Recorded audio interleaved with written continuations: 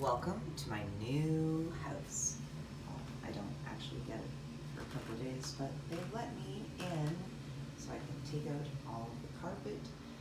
They were going to be renovating the kitchen, so this is my kitchen.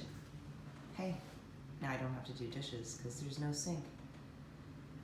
There's the new cabinets. This is my new living room. Do you like my closet? Mm-hmm.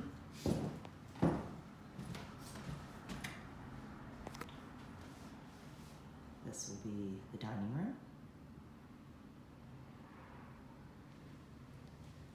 Now, I don't know, back in the day, people were small because this is the master bedroom.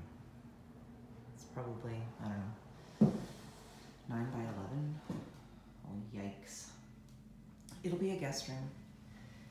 And here's a beautiful bathroom. Check out this light fixture. Comes with free gross dust. Yeah.